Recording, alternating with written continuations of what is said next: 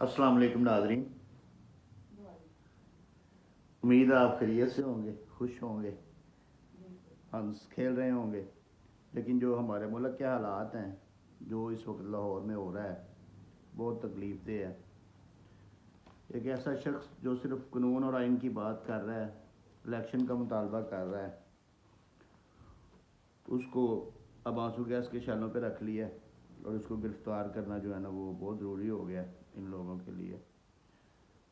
खैर आइन कानून की बात तो अब अरसा हो गया, उसको तो आप छोड़ ही दें। अब तो जिसकी लाठी उसकी भैंस है।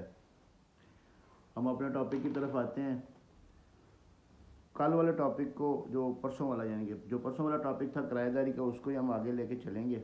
आज हम देखेंगे कि किराएदारी कानून के तहत मालिक की और किराएदार की ज़िम्मेदारियाँ क्या हैं और वो उनको किस तरह निभा सकते हैं, और अगर नहीं निभाते तो उनके कॉन्सिक्वेंसेस क्या हैं, उनका रिज़ल्ट क्या आता है और वो क्या कर सकते हैं।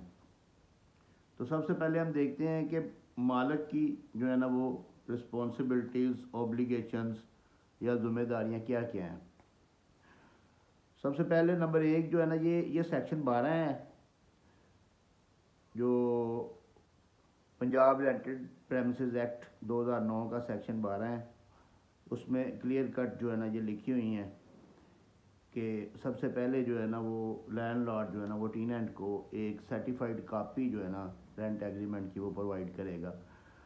क्योंकि रेंट एग्रीमेंट जो है ना वो रजिस्टर्ड होगा तो फिर उसकी वो वैल्यूएबल होगा और उसका कोई फ़ायदा होगा। तो जो मालिक मकान है ना वो किराएदार को एक रेंट एग्रीमेंट की जो है ना वो कापी प्रोवाइड करेगा।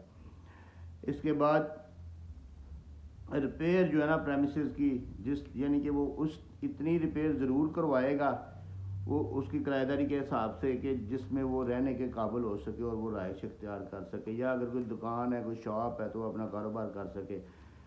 उसको इस तरीके से रिपेयर करवा के और उसको सही दुरुस्त हालत में करवा के जो है ना वो किराएदार के हवाले करेगा। इसके अलावा एग्रीमेंट के मुताबिक, यानी कि आपने जिस वक्त अगर आप किराएदार हैं तो आपने एग्रीमेंट करना, तो आपने ये लिख लेना है कि मालिक मकान जो है ना वो बिजली नहीं काटेगा आपकी, बगैर वजह के गैस का कनेक्शन नहीं काटेगा, इसके अलावा पानी का कनेक्शन नहीं काटेगा, या किसी तरीके से आपको जो है ना वो तंग करने की कोशिश नहीं करेगा। और इसके अलावा बगैर आपकी परमिशन के वो प्रेमिसेस में एंटर भी नहीं हो सकता। ये सारी उसकी ज़िम्मेदारियाँ हैं, ये लैंडलॉर्ड की, जो मालिक मकान है उसकी ज़िम्मेदारियाँ हैं। इसी तरह कुछ ऑब्लिगेशंस हैं जो टीनेंट की हैं। वो सबसे सबसे जो ज़रूरी ऑब्लिगेशन है वो ये है कि वो किराया टाइम पे देगा, जो डेट उसने फ़िक्स की है। इसमें फिक्सेशन ऐसे होती है कि यकम से 5 तक, 5 से 10 तक, 10 से 15 तक, यानी कि 5 दिन का मार्जिन रख के आप डेट फिक्स कर सकते हैं। तो उन डेट्स के दौरान वो किराया देगा उसको, और कोशिश करें कि किराया जो है ना वो अकाउंट में अदा करें या उसकी रसीद लें। ये लैंडलॉर्ड की जिम्मेदारी है कि वो उसको रसीद दे। उसके अलावा जो प्रेमिसेस है वो जिस तरह का उसने हासिल किया है, बिल्डिंग जिस तरह की हासिल की है, वो कोशिश करे कि उसको नीट एंड क्लीन रखे, उसको सफाई रखे, और उसी तरीके से जिस वक्त वो कब्ज़ा वापस करे तो उसी हालत में उसको वापस करे। इसके अलावा अगर लैंडलॉर्ड को, मालिक मकान जो है वो प्रेमिसेस में एंटर होना चाहता है उसको देखने के लिए, चेक करने के लिए, इंस्पेक्शन के लिए, तो उसको इजाज़त दे, उसकी परमिशन होनी चाहिए ताकि वो उसमें एंटर हो जाए। ये ऑब्लिगेशन है टीनेंट की। और इसके अलावा जो सबसे ज़्यादा ज़रूरी ऑब्लिगेशन है वो ये है कि सबलेट ना करे अनटिल के उसको परमिशन जो है ना वो लैंडलॉर्ड की ना मिल जाए। अगर लैंडलॉर्ड की परमिशन मिल जाती है तो वो उसको सबलेट कर सकता है या कोई और बंदा उसमें किराएदार रख सकता है, अदरवाइज़ बाई लॉ वो उसको सबलेट नहीं कर सकता। इसके बाद जो कानूनी प्रिविलेज, यानी कि जो कानूनी तहफ़्फ़ुज़ात हासिल हैं लैंडलॉर्ड को, वो ये है कि अगर टेनेंट कोई एक भी काम इनमें से नहीं करता, अपनी ऑब्लिगेशन पूरी नहीं करता, तो वो सेक्शन 15 के तहत जो है ना वो एप्लीकेशन फ़ाइल कर सकता है। सेक्शन 15 2007 का था, अब ये सेक्शन 19 हो गया है कि वो एप्लीकेशन फ़ाइल कर सकता है। उसमें जो है ना उसको एविक्शन की जो है ना बेदखली की दरख्वास्त जो है ना वो रेंट कंट्रोलर के पास फाइल कर सकता है और उसके बाद उसकी बेदखली हो जाएगी। इसके अलावा अगर किराया नहीं अदा करता तो फिर भी एविक्शन पटिशन फाइल की जा सकती है। इसके अलावा एक और रीज़न कि अगर मालिक मकान खुद रहायश इख्तियार करना चाहता है, अगर उसका जो रेंट एग्रीमेंट की अभी मियाद पूरी नहीं हुई, लेकिन वो खुद अपनी रहायश इख्तियार करना चाहता है क्योंकि उसके पास और कोई घर नहीं है रहने के लिए, तो फिर भी एविक्शन जो है ना, वो एविक्शन पिटिशन उसकी मंजूर हो जाएगी। लेकिन अगर आपका एग्रीमेंट जो है ना वो 5 साल का है या 10 साल का है, अभी उसकी मियाद बाकी है, तो फिर वो आपको और आप उसकी ऑब्लिगेशंस के मुताबिक उसकी जो रिस्पॉन्सिबिलिटीज़ आपने वो पूरी कर रहे हैं, तो वो आपको वहाँ से नहीं निकाल सकता।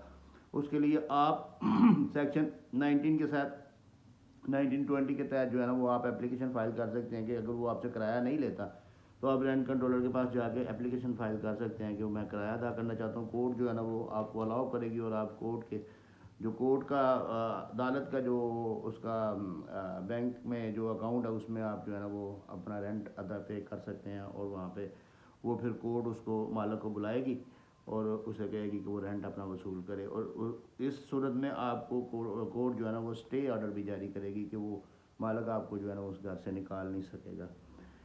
इन सब के अलावा एक दूसरा जो कानून जो उस दिन भी डिस्कस किया था वो इंफॉर्मेशन के रिलेटेड जो है ना वो Punjab information of temporary residence act जो 2015 में बनाया गया था, जिसके तहत जो दहशतगर्दी का दौर था और जिसमें ये था कि दहशतगर्द घरों में आकर पनाह लेते थे, और उनको ट्रेस आउट करने के लिए जो है ना ये कानून बनाया गया था कि जब भी कोई किराएदार या कोई आर्जी तौर पे रहने के लिए कोई किसी घर में बंदा आता है, यानी कोई 10 दिन 15 दिन के लिए आता है, तो उसको पुलिस में रजिस्टर्ड करवाना बहुत ज़रूरी है।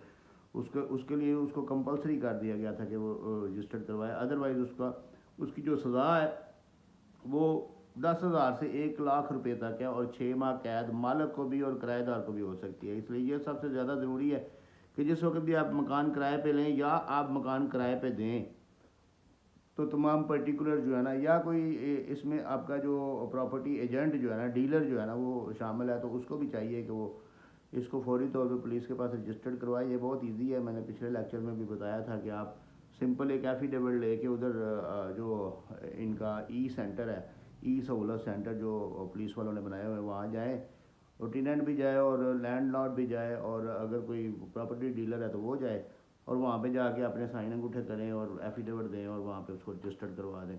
वो थाने वालों को खुद ही पहुँच जाएगा। अगर वहाँ नहीं जाना चाहते तो थाने में जाके भी उसको रजिस्टर्ड करवाया जा सकता है।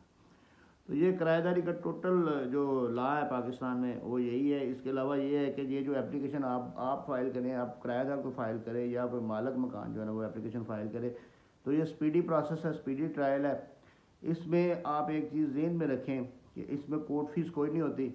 इसमें सिर्फ़ और सिर्फ अगर आपने एग्रीमेंट जो है ना वो रजिस्टर्ड नहीं करवाया तो आपको फ़ाइन पड़ता है। वो अगर लैंडलॉर्ड जो है ना वो पिटीशन फाइल करेगा तो उसको 1 साल के किराए का 10% पड़ेगा, और अगर वो जो टीनेंट है, जो किराएदार है, वो पिटीशन फाइल करेगा या एप्लीकेशन लेके जाएगा रेंट कंट्रोलर के पास, तो उसको 1 साल के किराए का जो है ना 5% जुर्माना पड़ेगा, और उसके बाद जो है ना वो, इसके अलावा इसकी कोर्ट फीस कोई नहीं होती। तो ये इसकी जो लिमिट है, जो इसका जो टोटल केस जो है ना, केस का टाइम है या टेन्योर है, पीरियड है, वो 4 महीने का जो कानून में बाकायदा लिखा हुआ है कि 4 महीने के अंदर अंदर रेंट कंट्रोलर इसको जो है ना वो जो डिस्पोज ऑफ करेगा इस पटिशन को। अगर वो नहीं करता, अगर उसके यानी कि कोई ऐसे सर्कमस्टांसेस ऐसे हो जाते हैं, कोई छुट्टियां आ जाती हैं, या कोई बीमार हो जाता है, या टेनेंट हाजिर नहीं आता, या कोई लैंडलॉर्ड हाजिर नहीं आता, या कोई वकील हाजिर नहीं आता, तो 4 महीने के बाद उसकी हेयरिंग डे टू डे हो जाएगी। यानी हर रोज़ वो केस जो है ना वो कोर्ट में प्लीड होगा, और उसमें जो है ना वो अनटिल कि वो फैसला नहीं होता, डे बाई डे उसकी हेयरिंग जो है ना वो की जाएगी। तो इस लिहाज से ये बड़ा स्पीडी ट्रायल है, स्पीडी प्रोसेस है। तो किराएदारी जब भी करें, अगर आप मालिक मकान है तो कोशिश करें कि किरायानामा जो है ना वो रजिस्टर्ड करवाएं और उसमें सारी शराइत लिखें, और अगर आप किराएदार हैं तो कोशिश करें कि उसमें ये अपने जितने भी आपको फैसिलिटीज़ उस मकान के रिलेटेड हैं वो सारी उसमें तहरीर करें, लिखें, ताकि कल को आपको कोई प्रॉब्लम पेश ना आए। बहुत शुक्रिया।